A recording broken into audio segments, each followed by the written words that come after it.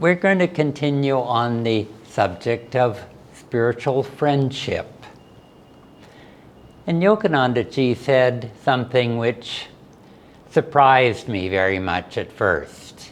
He said, loyalty is the first law of God. First law of God. I thought, well, could that be like devotion or self-surrender or receptivity or willingness? But no, he said loyalty. And we can look at it this way. What is our highest loyalty? What is our highest goal? And for a devotee, this highest goal may be moksha, or maybe it's calmness or contentment or peace of mind. And we need to be loyal to the path that will bring us to that goal, that allows us simply to put one foot in front of the other. And loyalty in this sense means steadfastness.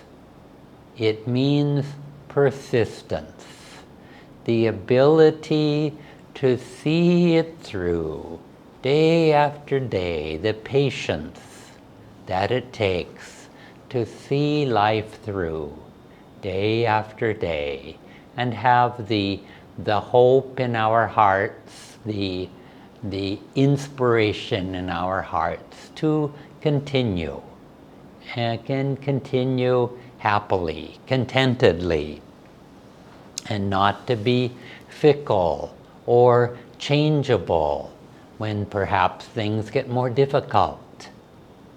And this is the spiritual quality of loyalty.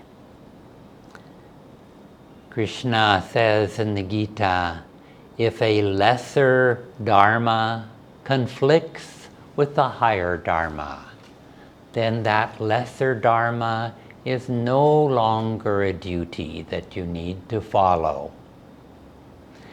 And we need to contemplate, ask ourselves, is there a lesser duty in our life that's conflicting with our highest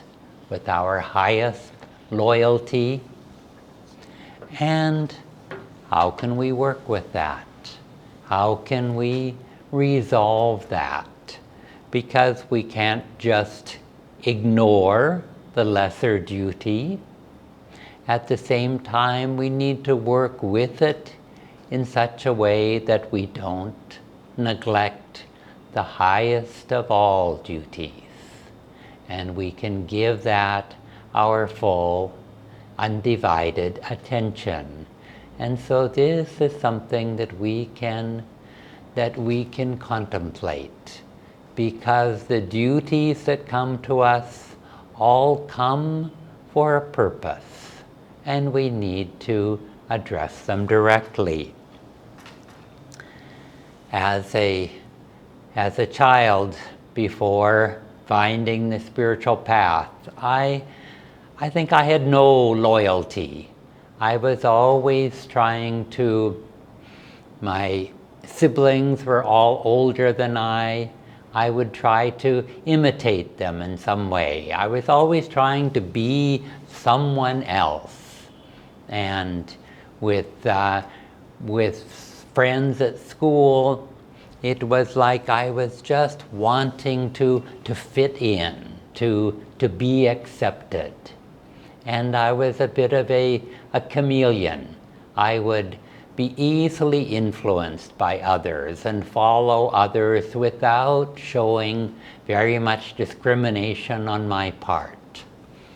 One friend of mine one year was attending the Catholic school, and I would visit him and make friends with all of his friends and the priest there, and that became my social circle. At a Another time, my best friend was an artist, and I was perfectly content painting with him in my free time. And one year, my friends and I would try to do my best to be like my friends who would do their best to excel in their studies. And then the next year it was the opposite. I was influenced by friends who ignored their studies, and I got into all sorts of trouble with them. And when I was in university, my girlfriend was very Jewish, and her friends became my friends. And social activities and religious activities, I was just completely involved in all of those with that set of friends. And it was only when I had the good karma to have friends who were fellow meditators on the spiritual path that I felt finally I had found the home, the spiritual family that I had been searching for all of my life. And following that spiritual path, I got to know myself more, and I became strong in myself, so I was no longer influenced by other people in the same way. This is what meditation did for me. And more than peace or calmness, it gave me courage, it gave me self-confidence, and it gave me loyalty to the path and the teachers that I knew could show me to moksha and take me there. And once you find a path, you find a guru, then stop searching at the surface. That's the time to go deeply into that path, into getting to know that guru and what he can give you, his teachings, his vibration. And at that time, Swamiji told us that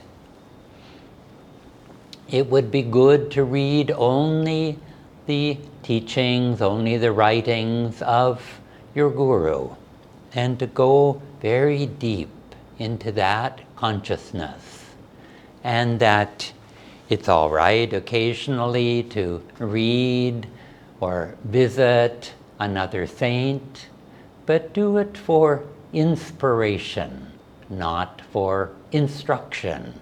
That the instruction, all the instruction you need, will come from your guru and his teachings and his representatives who teach in his name. And once you are clear in your highest duty and your loyalty to the path that will bring you to that goal, all of your other duties tend to fit into place much more coherently.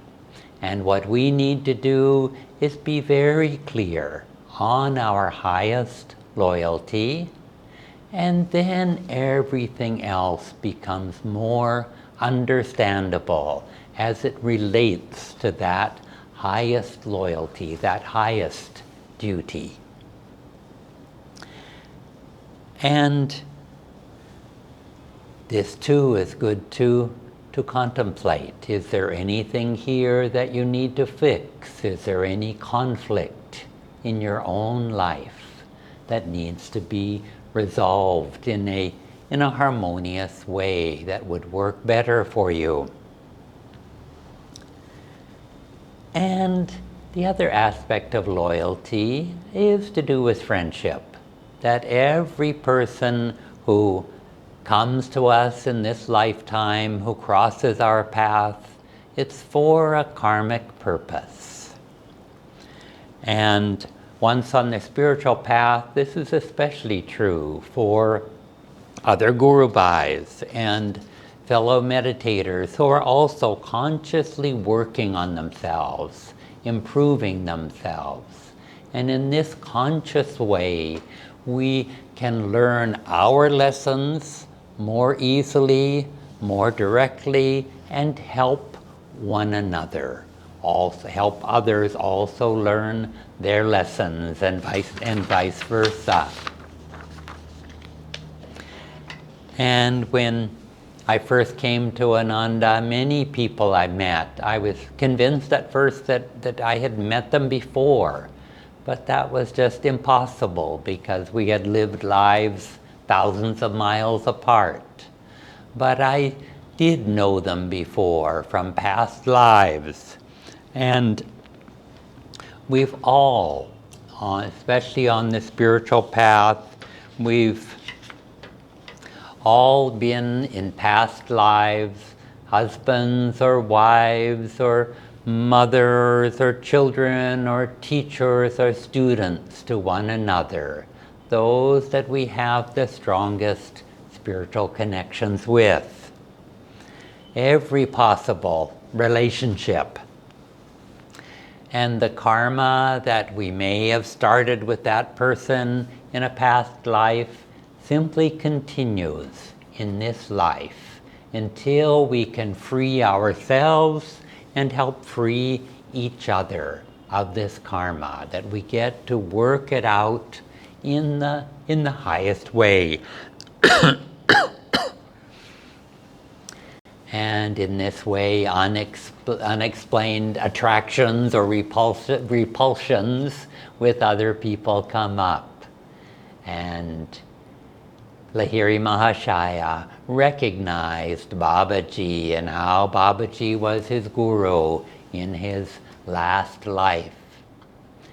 Swamiji, in the movie The Answer, you may have remembered one fellow monk of Swamiji's had this hatred of Swamiji, and he just said, you know, I don't know why I hate you so much, Don. I just hate you.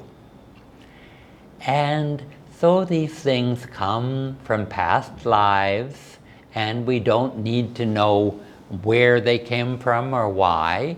Simply, what can we do about them now in the best way that works out best for us and best for the other person?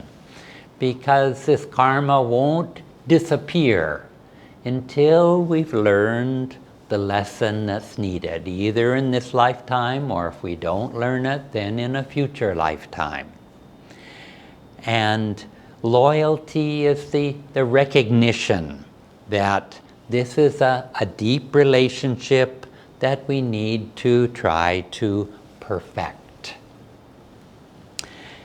In Swamiji's book, In Divine Friendship, he wrote something that struck me very much today. He said, loyalty should never be equated with agreement. And I remember Nayaswami Asha told me about a friend of hers, and they had been friends for some years, a close friend, and then suddenly some misunderstanding came up, and that person did not speak to Asha for, it was 8 years, I believe.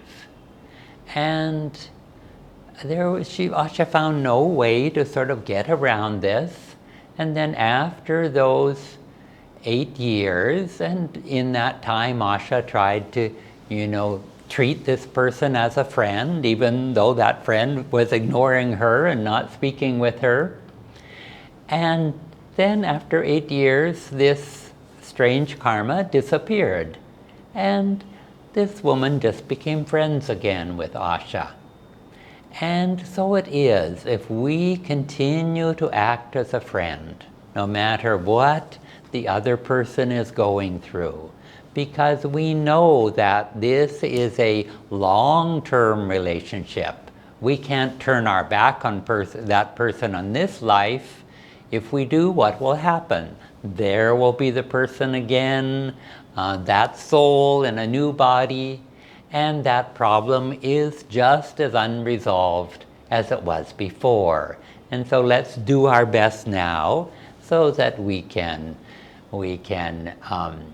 not have those lifetimes, or certainly have fewer of them. We work out more karma in this lifetime. And Swamiji also said, this is a continuation of the same quote, loyalty means, rather, an underlying love and support, regardless of disagreements. Even when you disagree emphatically. And Swamiji was an amazing example of being a loyal friend even to those who disagreed emphatically with him. And no matter how they treated him, Swamiji was their friend. Sometimes a person will come to live at Ananda village, and then after some time, perhaps even after some years, they, for whatever reason, maybe their karma is just taking them somewhere else, they would leave. And very often that person would leave in very good spirits, but there were times when some people in leaving felt they had to justify themselves, that they had to blame someone else, that they tried to convince other people that they were mistreated or misunderstood.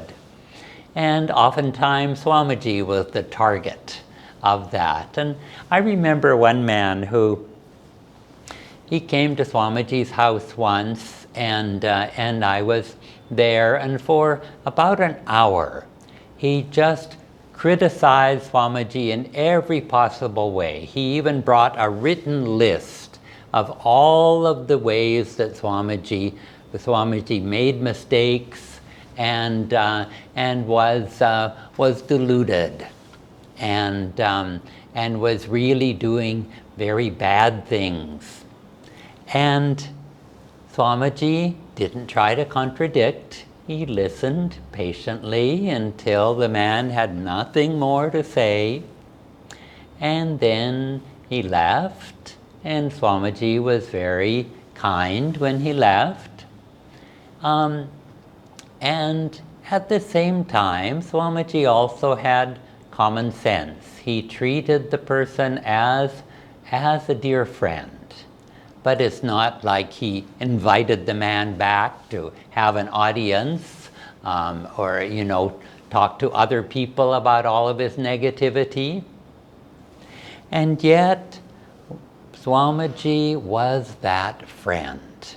And whether that person in this lifetime or a future lifetime, worked through whatever karma, learned whatever lessons he needed to learn, Swamiji was there. He was ready. He was ready to take up that friendship once again when the other person was also ready. Swamiji continues with that quote on loyalty. He said, loyalty means putting love ahead of any disagreements. It means trusting others' goodwill and good intentions. This, of course, assumes that the other person has goodwill and good intentions, but really almost everybody does, almost all of the time. And the point here is that some relations that we have with people have very little karmic power to them. It's just a chance meeting. Maybe we really are meeting that soul for the first time. But there's others, especially relationships with a lot of feeling attached, that are these karmic ones that perhaps we've continued for many lifetimes already. And we need to be loyal to that relationship and to try to bring it to the highest octave that we can, to do the best we can to develop that. And sometimes we can only get so far with any given person in one lifetime. It's like we've done the best we can, but still maybe there's disharmony there. So we continue it in the next lifetime. But at least we've done the very best that we can, and the door is open in our hearts. We're open and available to be their friend. And I remember several relationships in my own lifetime that have been severed at some point through death or other reason.